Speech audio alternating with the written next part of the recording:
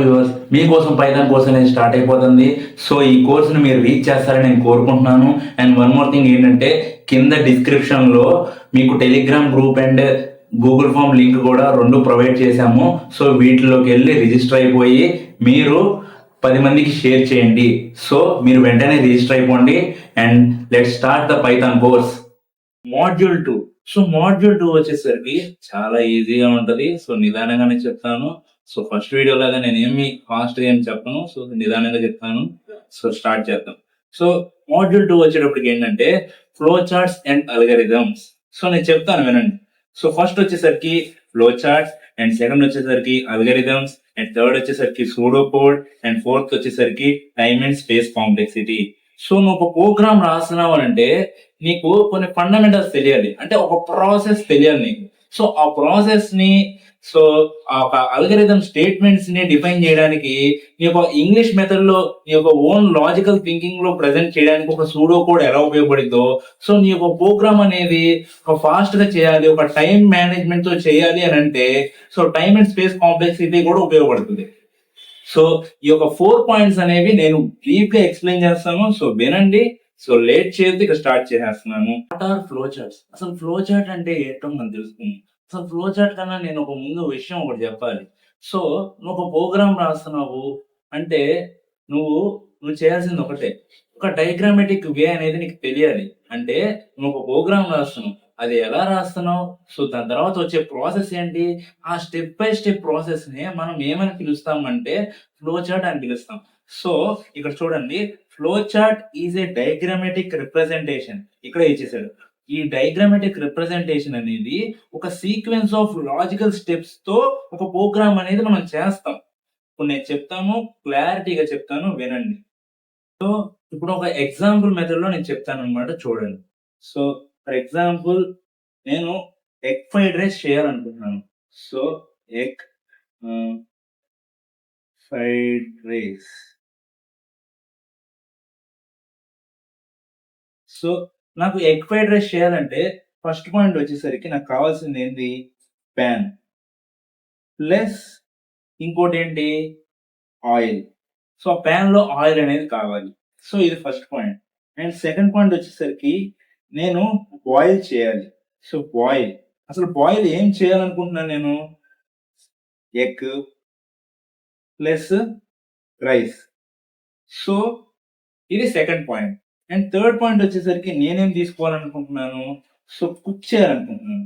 ఏంటిది, egg rice.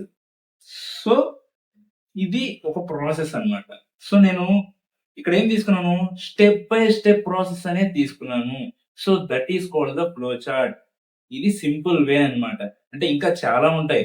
మసాలాలు add చేసుకుంటాము అండ్ మనకు కావాల్సిన చిప్స్ ఏమైనా కావాలన్నా కూడా వేసుకుంటాము ఎగ్ ఫ్రైడ్ రైస్ లో. అండ్ ఆనియన్స్, ఇంకా వెరైటీ ఆఫ్ మసాలా ఐటమ్స్ అనేవి వేసుకుంటాం. సో మనకి నచ్చిన ప్రకారంగా అయితే ఎగ్ ఫ్రైడ్ రైస్ ఈ విధంగా చేసుకుంటాం. సో నేను సింపుల్ వేలో చెప్పేసాను అనమాట, 3 పాయింట్స్ లో. అండ్ నెక్స్ట్ వచ్చేసరికి సింబల్స్. సో సింబల్స్ అనగానే మనకు గుర్తొచ్చేది ఏంటంటే ఒక ఫ్లో చార్ట్ అనేది మనం గీస్తాం. సో ఆ ఫ్లో చార్ట్ గీసేటప్పుడు ఒక డిజైన్ అనేది కావాలి కదా, ఆ డిజైన్ ఏమేమి తీసుకోవాలి అనేది మనకు తెలియాలి. సో ఇక్కడ ఫ్లో చార్ట్ సింబల్స్ అంటే ఏంటి అని అంటే దీన్ని ఇంకో పేరుతో ఏమని పిలుస్తారంటే కాంపోనెంట్స్ అని పిలుస్తారు. సో కాంపోనెంట్స్ అనేసరికి ఏమని అంటారంటే దీన్ని flow charts use simple geometric shapes and arrows for process and data flow. అంటే నువ్వు ఫ్లో చార్ట్ చేసేటప్పుడు ఒక సింపుల్ షేప్స్ అనేవి తీసుకుంటావు విత్ యారోస్ తో, అండ్ ఇది ఒక డేటా ఫ్లో లో పోతుంది. అదే దాన్నే ఒక ప్రాసెస్ అంటారు. సో ఫర్ ఎగ్జాంపుల్ నేను ఇక్కడ చెప్పేది ఏంటంటే, ఇక్కడ స్టార్ట్ స్టాప్ కనబడుతుంది కదా, ఈ స్టార్ట్ స్టాప్ అనేది ఈ సింబల్ తో పిలుస్తారు. సో ఈ సింబల్ వచ్చేసరికి ఏంటంటే ఓవెల్. అండ్ నెక్స్ట్, సో ఒక పని స్టార్ట్ చేసేటప్పటి నుంచి ఎండ్ చేసేదానికి ఈ సింబల్ వాడతారనమాట. అండ్ నెక్స్ట్, సో నువ్వు ఎగ్ ఫ్రైడ్ రైస్ చేయాలనుకుంటున్నావు. సో ఎగ్ ఫ్రైడ్ రైస్ చేసేటప్పుడు నీకు ఇన్పుట్స్ కావాలి, ఇన్పుట్స్. సో ఆ ఇన్పుట్ అండ్ అవుట్పుట్ ప్రొడ్యూస్ అవ్వాలి అని అంటే సో ఈ సింబల్ యూజ్ చేస్తారు. సో దీన్నే ప్యారలలోగ్రామ్ అంటారు. ఇదన్నమాట సంగతి. అండ్ నెక్స్ట్ వచ్చేసరికి నువ్వు ఒక థర్డ్ ప్రాసెస్ అంటే నువ్వు ఇన్పుట్స్ తీసుకున్న తర్వాత ఇంకేం చేస్తావు? ఎగ్ ఫ్రైడ్ రైస్ అనేది కుక్ చేస్తారు. సో దాన్నే ప్రాసెస్ అంటారు. సో ఆ ప్రాసెస్ కి ఈ షేప్ వాడతారు. So it is called the rectangle. అంటే రెక్టాంగిల్ అని పిలుస్తారు. అండ్ నువ్వు ఒక ప్రాసెస్ చేస్తున్నావు. సో ఒక ప్రాసెస్ చేసేటప్పుడు నీకేం అవసరం అవుతుంది అంటే ఒక డెసిషన్ మేకింగ్ రూల్ అనేది కావాలి. అంటే decision making in the form of sense. అంటే నువ్వు ఒక ఎగ్ ఫ్రైడ్ రైస్ చేస్తున్నావు అంటే నీకేం కావాలి? ఒక ఆనియన్స్ యూజ్ చేయాలా? లేదా మీ ఫ్రెండ్స్‌లో ఎవరో ఒకళ్ళు ఒక ఐదుగురున్నారు. ఒక నలుగురో, ఐదుగురో పెట్టున్నారు. సో వాళ్ళలో ఒక ముగ్గురికి ఆనియన్స్ అవసరం లేదు. సో ఇక్కడేం రన్ అవుతుంది? డెసిషన్. అంటే ఆనియన్స్ అనేవి నువ్వు వదిలేసావు. బట్ చిల్లీ అనేది మీ ఫ్రెండ్స్‌కి ఇష్టం. సో నువ్వేం యాడ్ చేసావు? చిల్లీ అనేది యాడ్ చేసావు. సో ఇక్కడ ఏం నడుస్తుంది? డెసిషన్ అనేది నడుస్తుంది. సో ఆ డెసిషన్ దానికి ఈ సింబల్ వాడతారు. సో ఈ సింబల్ వచ్చేసరికి ఏంటి అంటే డైమండ్ సింబల్ అనేది యూజ్ చేస్తారు. సో ఇది డైమండ్ సింబల్ అన్నమాట. అండ్ నెక్స్ట్ వచ్చేసరికి యారో. అంటే నువ్వు స్టార్ట్ దగ్గర నుంచి ఎండ్ వరకు కనెక్టింగ్ అనేది జరగాలి. అంటే ఫస్ట్ స్టెప్ నుంచి, సెకండ్ స్టెప్ నుంచి, థర్డ్ స్టెప్ నుంచి at the end of the steps వరకు నీకు కనెక్టివిటీ అనేది ఉండాలి. సో ఫస్ట్ టు లాస్ట్ వరకు ఈ యారో సింబల్‌నే యూజ్ చేస్తారు. సో ఇక్కడ ఆన్ పేజ్ కనెక్టర్ అనేది ఉంది కదా! సో ఈ ఆన్ పేజ్ కనెక్టర్ అంటే నువ్వు యొక్క ఫ్లో చార్ట్ అనేది ఇక్కడ అంటే ఒక సైడ్‌లో రాస్తున్నావు. సో అదే పేజ్‌లో ఒక లెఫ్ట్ సైడ్ గాని, రైట్ సైడ్ గాని నువ్వు ఏదో ఒక ఆ పేజ్‌లోనే రాయాలి అని అనుకుంటే ఒక ఇమేజ్ గాని ఏదో ఒకటి రాయాలి అనుకుంటే, తీసుకోవాలనుకుంటే ఈ యొక్క ఆన్ పేజ్ కనెక్టర్ అనేది యూజ్ చేస్తారు. అండ్ నెక్స్ట్ వన్ ఏంటంటే ఆఫ్ పేజ్ కనెక్టర్. ఈ ఆఫ్ పేజ్ కనెక్టర్ ఏంటంటే నువ్వు నెక్స్ట్ పేజ్‌కి షిఫ్ట్ అయ్యి ఆ పేజ్‌లో నువ్వు కావాల్సిన ఫ్లో చార్ట్ గాని, ఏదైనా ఇమేజ్ డయాగ్రామ్స్ గాని నువ్వు రాసుకోవాలి అనంటే ఈ ఆఫ్ పేజ్ కనెక్టర్ అనేది యూజ్ చేస్తారు. సో మాక్సిమం సింబల్స్ అనేది యూజ్ చేయాలి అనంటే ఫ్లో చార్ట్‌లో ఈ యొక్క start, input and output and process, decision ఈ యారోస్‌తో కనెక్టివిటీ అనేది చేస్తారు.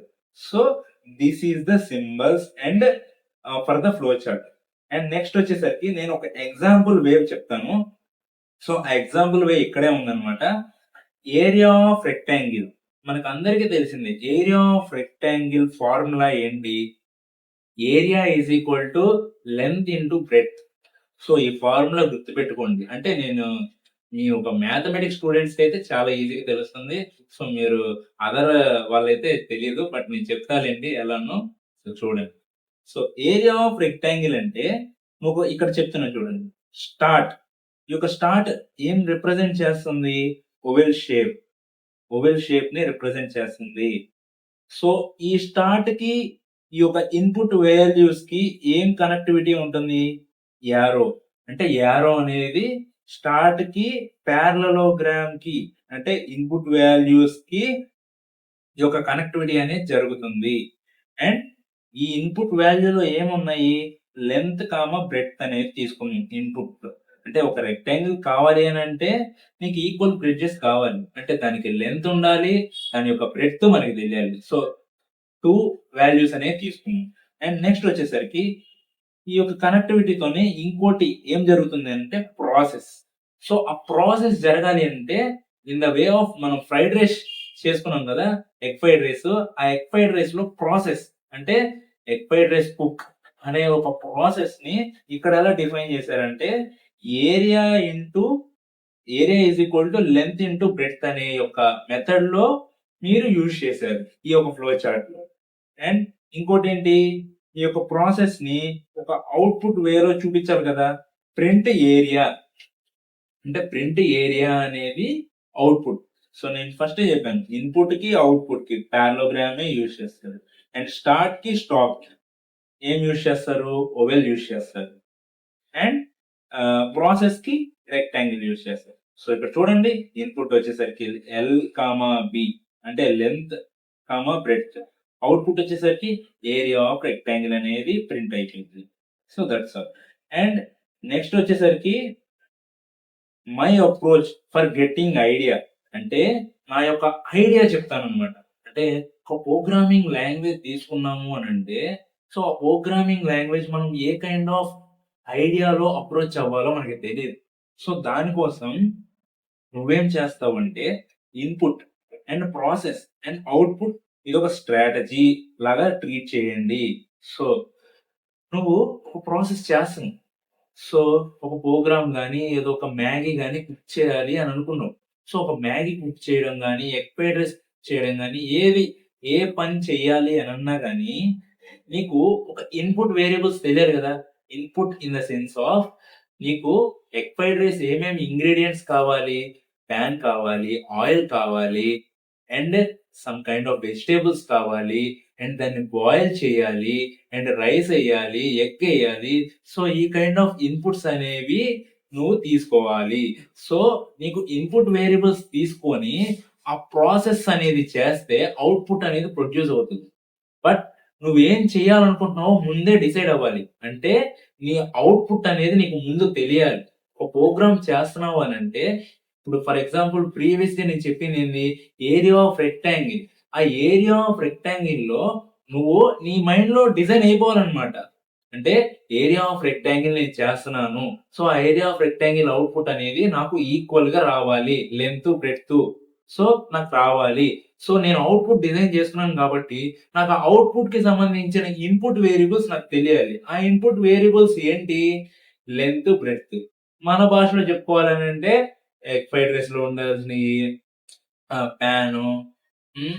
ఆహ్, బాయిల్ చేయడము, ఆయిల్ వేయడము, so, some kind of masalas add చేయడము, అండ్ రైస్, ఎగ్ ఇలాంటి ఒక ఇన్‌పుట్ వేరియబుల్స్ అన్నీ ఉంటాయి. సో, వీటిని యూజ్ చేసుకొని ప్రాసెస్ చేసి తర్వాత ఔట్‌పుట్ అనేది ప్రొడ్యూస్ అవుతది. సో, ఈ వేలో మీరు వెళ్ళాలి. నేను చెప్పేది కొంచెం కష్టంగానే ఉంటది. ఎందుకనంటే థింకింగ్ ప్రాసెస్ అనేది నేను చేసేటప్పుడు నాకు కష్టంగానే ఉంటది. సో, యాస్ పర్ నువ్వు కూడా అంతే. థింకింగ్ ప్రాసెస్ అనేది నువ్వు స్టార్ట్ చెయ్యి. కోడింగ్ అనేది కష్టమేమీ కాదు. ప్రాక్టీస్ అంటే నంబర్ ఆఫ్ టైమ్స్ ప్రాక్టీస్ చేస్తే నీకొస్తది. సో, ఇదేంటంటే మోటివేషన్ వేలో ఎళ్ళిపోతుంది. నేను మోటివేషన్ వేకే ఎళ్ళనులే. క్లాస్‌లో క్లాస్ ప్రకారంగానే చెప్తాను. సో, నెక్స్ట్ వచ్చేసరికి అల్గారిథమ్స్. సో, అల్గారిథమ్స్ అంటే నీకు సింపుల్ వేలో చెప్తాను. సో, ప్రీవియస్‌గా మనం డిస్కస్ చేసిందేంటి? Flow charts. సో, ఆ ఫ్లో చార్ట్స్, ఆ సింబల్స్ సో, ఈ యొక్క వేలో వెళ్ళాలి అనంటే ఒక ప్రోగ్రామ్ రాస్తున్నామంటే ఆ step by step flow of diagram అనేది రిప్రజెంట్ చేశాను ముందు. సో, ఈ యొక్క అల్గారిథం అనేది కూడా సేమ్ అలానే. బట్ ఇదేంటి స్టెప్ బై స్టెప్ ప్రాసెస్‌ని ఇన్ ద వర్డ్స్ అంటే ఇంగ్లీష్ వర్డ్స్ గాని, తెలుగు వర్డ్స్ గాని, ఏ వర్డ్స్ అయినా నీ యొక్క ఓన్ థింకింగ్‌తోనే నువ్వు మ్యాటర్ అనేది అంటే పాయింట్స్ వేలో నువ్వు రాసుకుంటావు. స్టెప్ బై స్టెప్ ప్రాసెస్ అనేది. సో, నేను ఇక్కడ చదువుతున్నది చూడండి. Algorithm is a step by step procedure so which defines a set of instructions to be executed in a certain order to get the desired output. అంటే నీ యొక్క algorithm అనేది ఒక ప్రొసీజర్ ఓరియంటేషన్ లో జరుగుతుంది. సో ఆ ప్రొసీజర్ ఓరియంటేషన్ లో జరిగేటప్పుడు నువ్వు ఏం డిఫైన్ చేస్తున్నావు? సెట్ ఆఫ్ ఇన్స్ట్రక్షన్స్ అంటే అల్గరిథమ్స్ రాసేటప్పుడు ఒక సెట్ ఆఫ్ ఇన్స్ట్రక్షన్స్ జరుగుతాయి. ప్లస్ ఆ కోడ్ అనేది ఎగ్జిక్యూట్ అయ్యేటప్పుడు సర్టెన్ ఆర్డర్ లో ఎగ్జిక్యూట్ అవుతది with the desired output. So that is the algorithm. So దీన్ని కొంచెం బ్రీఫ్ గా ఎక్స్ప్లెయిన్ చేస్తాను.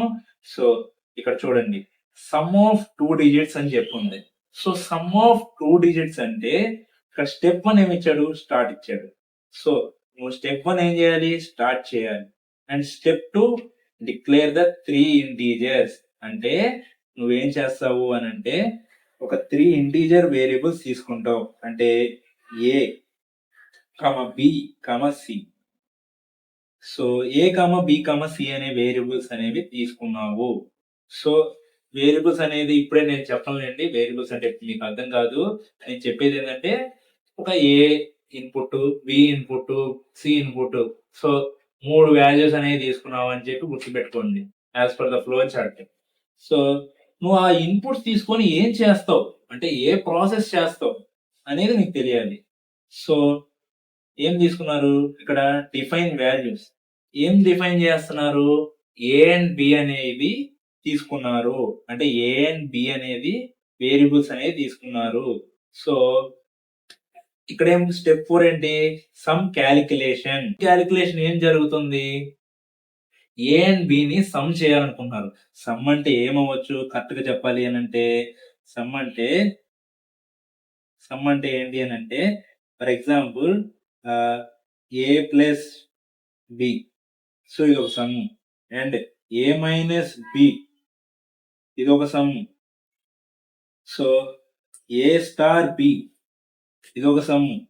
ఏ డివైడెడ్ బై బి ఇది ఒక సమ్మే. సో, ఒక సమ్ ప్రాసెస్‌లో చేస్తున్నాం. సో, దాన్నే సమ్ కాలిక్యులేషన్ అంటాం. అంటే ఒక ప్రాసెస్ చేసేదాన్ని సమ్ అంటాం. ఎడిషన్ అనేదాన్ని సమ్ అంటారు. సబ్ట్రాక్షన్ అనేదాన్ని సమ్ అనే అంటారు. అండ్ మల్టిప్లికేషన్ అనేదాన్ని మల్టిప్లికేషన్ కాలిక్యులేషన్ అంటారు. అండ్ డివిజన్ అనేదాన్ని డివిజన్ కాలిక్యులేషన్ అంటారు. సబ్ట్రాక్షన్ అనేదాన్ని సబ్ట్రాక్షన్ కాలిక్యులేషన్ అని కూడా అంటారు. అండ్ నువ్వు ఈ ప్రాసెస్ చేస్తున్నావు. ఫోర్త్ పాయింట్ అనేది ప్రాసెస్. సో, ఈ ప్రాసెస్ చేస్తున్నప్పుడు ఫిఫ్త్ పాయింట్ ఏం చేస్తుంది? స్టోర్ చేస్తుంది. ఏం స్టోర్ చేస్తుంది? ఈ యొక్క ఫోర్త్ పాయింట్‌లో ఉన్న ఏ ప్లస్ బి అంటే ఏ ప్లస్ బి అంటే ఏంటి అనంటే 2 ప్లస్ 3 చేస్తే నీకు ఆన్సర్ ఏమొస్తుంది? 5 వస్తుంది. ఈ యొక్క 5 అనేది నీకు స్టెప్ 5లో స్టోర్ చేసుకుంటావు. ఆ స్టెప్ 5లో స్టోర్ చేసుకునే దానికి ఇక్కడ ఒక వేరియబుల్ ఇచ్చాడు చూడు. సి అనేది ఒక వేరియబుల్. అంటే ఈ ఏలో, బిలో యాడ్ చేసిన దాన్ని సిలో స్టోర్ చేసుకుంటున్నావు. ఆ సి స్టెప్పే fifth point. So, sixth step ఏంటి? అవుట్‌పుట్. అంటే ప్రింట్ చేయమంటున్నాడు. సి అనేది ప్రింట్ చేయమంటున్నాడు. అంటే నీకొచ్చిన 5 అనేది ప్రింట్ చేయమంటున్నాడు. సో, 5 అనేది సిక్స్త్ పాయింట్‌లో ప్రింట్ చేసేస్తావు. అంతే. సో, సెవెంత్ పాయింట్ వచ్చేసరికి స్టాప్. స్టాప్ అనేది నార్మలే కదా! సో, ఈ యొక్క ప్రాసెస్‌లో మీరు చెయ్యాలి. సో, ఇన్‌పుట్ వేరియబుల్స్ ఏం తీసుకున్నాను? A, B. అవుట్‌పుట్ ఏమొచ్చింది? Sum of A and B అనేది ప్రొడ్యూస్ అయింది అవుట్‌పుట్‌లో. అంతే. సో, నేను సింపుల్ ఎగ్జాంపుల్ తీసుకున్నాను కాబట్టి నాకు ఈజీగా ఉంది. సో, నంబర్ ఆఫ్ అల్గారిథమ్స్ ఉంటాయి. Okay. Number of algorithm problem statements కూడా వస్తాయి తర్వాత. సో, వెయిట్ చేయండి. తర్వాత వస్తాయన్నమాట. అండ్ నెక్స్ట్ సో, ఇక్కడ నేను నా వేలో చెప్తానన్నమాట. సమ్ ఆఫ్ 2 డిజిట్స్ ఎక్స్‌ప్లనేషన్ అంటే నేను చెప్పేది ఒకటే. So, first step 1. స్టెప్ 1 వచ్చేసరికి ఏంటి? స్టార్ట్. So, step 2. స్టెప్ 2 వచ్చేసరికి ఏంటి? ఇన్‌పుట్ వేరియబుల్స్ తీసుకుందాం. So, input A, B. So, A, B అనేది నేను తీసుకున్నాను. సో, స్టెప్ 3 ఏం తీసుకుందాం? స్టెప్ 3. స్టెప్ 3 అనేది ఈ యొక్క ఇన్‌పుట్స్‌ని మనం యాడ్ చేద్దాం. అంటే సమ్ చేస్తాం. Some calculation. Some calculation. వేటిని కాలిక్యులేషన్ చేయాలి? ఏ ప్లస్ బి. ఇది నా వేలో చెప్తున్నానన్నమాట. సో, అల్గారిథం అనేది ఇలానే రాయాలని ఏం లేదు. మీ ఓన్ థింకింగ్ అన్నమాట. సో, నేను నా సింపుల్ వేలో రాసుకుంటున్నాను కాబట్టి చెప్తున్నాను. సారీ ఇక్కడ స్టెప్ 3 పెట్టలేదు. Step 3. Okay. And next step 3లో ఏ ప్లస్ బిని సమ్ చేస్తాం అంటున్నాం. సో, స్టెప్ 4లో ఏం చేస్తావు? మీరే చెప్పండి. నేను చెప్తానండి. స్టెప్ 4లో ఎలా అంటే స్టెప్ 4లో నువ్వు ఇక్కడ ఏం తీసుకోవాలి అనంటే ఏ ప్లస్ బిని ప్రింట్ చేస్తావు. సో, ప్రింట్ చేయడానికి నువ్వేం వేరియబుల్ తీసుకోవాలంటే ఒక సి లేదా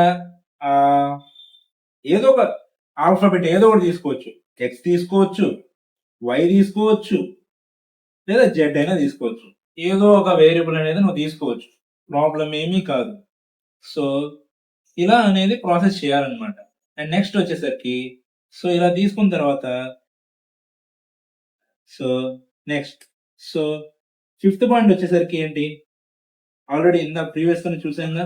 ఫిఫ్త్ పాయింట్ వచ్చేసరికి ప్రింట్ చేసేస్తాం. సారీ స్టాప్ చేసేస్తాం. కంప్లీట్ అయిపోయినట్టే. సో, ఈ వేలో అనేది మీరు చేయాలి. సూడో కోడ్ అంటే మనం తెలుసుకుందాం. అసలు సూడో కోడ్ అంటే ఏంటి? అంటే నువ్వు ప్రోగ్రామింగ్ లాంగ్వేజ్ ఏమీ అవసరం లేదు సూడో కోడ్. ఒక ప్రోగ్రామింగ్ లాంగ్వేజ్ ని సింపుల్ అండర్స్టాండింగ్ వేలో చేసుకునేది సూడో కోడ్. అంటే జావా లాంగ్వేజ్, సి, పైథాన్ ఇవేమీ అవసరం లేకుండా మనం ఒక బేసిక్ అప్రోచ్ అనేది అవ్వాలి అని అంటే సింపుల్ అప్రోచ్ లో మనం number of lines of code ఉండేదాన్ని కూడా ఒక సూడో కోడ్ లోనే మనం బేసిక్ గా సాల్వ్ చేసుకుంటాం. సో దానికి సూడో కోడ్ అనేది మెన్షన్ చేస్తాను. సో సూడో కోడ్ గురించి నేను ఇప్పుడు చెప్తాను, చూడండి. సో సో సూడో కోడ్ అంటే ఇక్కడ ఏమి ఇచ్చాడు అని అంటే a way of expressing an algorithm. అంటే ఒక అల్గరిథం స్టేట్మెంట్స్ ని తీసుకొని నువ్వు నీ యొక్క థింకింగ్ ప్రాసెస్ లో ఒక వేలో నువ్వు ఒక ప్రోగ్రామింగ్ తో నువ్వు చేయాలన్నమాట. అంటే జావా, సి, పైథాన్ అనేది ఏం యూజ్ చేయాల్సిన అవసరం లేదు, బట్ ఆ కైండ్ ఆఫ్ వేలో నువ్వు థింక్ చేయాలి. ఒక ప్రోగ్రామేటిక్ వేలో అప్రోచ్ అనేది నువ్వు వెళ్ళాలి. అంటే జావా లాంగ్వేజ్, సి లాంగ్వేజ్ లో నేను వెళ్ళమని చెప్పట్లేదు, బట్ ఇది ఒక సూడో కోడ్ కాబట్టి నీ యొక్క ఓన్ వేలో నువ్వు వెళ్ళాలి. సో దానికే ఇక్కడ ఏమి ఇచ్చాడంటే without confirming to specific syntax rules. అంటే ఒక సింటాక్స్ రూల్స్ బేస్ చేసుకొని నువ్వు ఈ యొక్క ఓన్ వేలో నీ యొక్క లాజికల్ థింకింగ్ అనేది ఆ ప్రోగ్రామ్ యొక్క ప్రాబ్లమ్స్ అప్రోచ్ అనేది నువ్వు చేయాలి. సో ఎలా చేస్తావు, అసలు ఎలా చేయాలి బ్రో అని అంటే నేను ఇక్కడ ఇచ్చాను చూడండి ఎగ్జాంపుల్. సెట్ ఐ టు 0 అని అన్నాడు. అంటే ఐ ఈజ్ ఈక్వల్ టు 0 అంటే ఈ యొక్క ఐ అనేది 0కి ఇనిషియలైజేషన్ అవుతుంది. అంటే ఇనిషియలైజేషన్ అంటే ఏంటి బ్రో అని మళ్ళీ అడుగుతారు. సో ఇనిషియలైజేషన్ ఏమి యాజ్ ఎ బిగినర్ గా మీకు అర్థం కాకపోవచ్చు. సో నేను చెప్తాను, బేసిక్ గా చెప్తున్నాను, వినండి. సో ఐ అనేది 0 అనేది కన్సిడర్ చేసాం. సో ఫర్ లూప్ అంటే ఏంటి బ్రో? సో ఫర్ లూప్ అంటే ఏంటి? వైల్ లూప్ ఇలాంటివి వస్తాయి. సో ఫర్ ఎగ్జాంపుల్ మీకు ఫ్లో చార్ట్ లో డెసిషన్ మేకింగ్ అని ఉన్నాను కదా. So for example egg fried rice తీసుకున్నాం. సో ఆ ఎగ్ ఫ్రైడ్ రైస్ తీసుకున్నప్పుడు మీకు ఎలా అంటే డెసిషన్ మేకింగ్ అంటే ఒకళ్ళే ఉంటే ఒకళ్ళకి ఎగ్స్ అనేవి 10 ఎగ్స్ ఎందుకు తీసుకుంటాం, ఒక 2-3 ఎగ్స్ తీసుకుంటాం సరిపోతుంది కదా అని చెప్పి మనం అనుకుంటాం. సో దానికోసమే మనం డెసిషన్ మేకింగ్ అనేది మనం చేంజ్ ఓవర్ చేసుకోవడానికి డెసిషన్ మేకింగ్ అనేది యూజ్ చేస్తాం.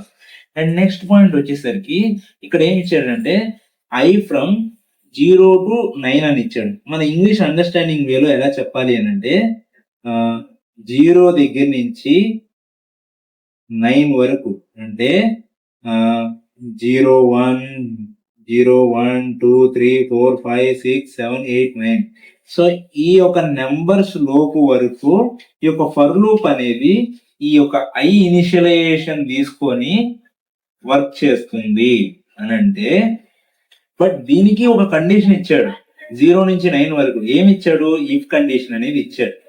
ఇఫ్ కండిషన్ లో ఏమి ఇచ్చాడు? ఇఫ్ ఐ ఈజ్ ఆడ్ అంటే మనకు ఆడ్ అనేది తెలుసు కదా, అంటే 1, 3, 5, 7, 9. సో ఈ నెంబర్స్ అనేవి ఆడ్. సో ఈ యొక్క ఆడ్ నెంబర్స్ అనేవి మాత్రమే ప్రింట్ చేయాలి. ఎగ్జాంపుల్ ఎలా చెప్తానంటే ఇక్కడ 1 ఉంది, ఆ 1 ప్రింట్ అవుతుంది. 1 అనేది odd even odd. And next 2 అనేది ఏంటి? ఈవెన్, సో ప్రింట్ అవ్వదు.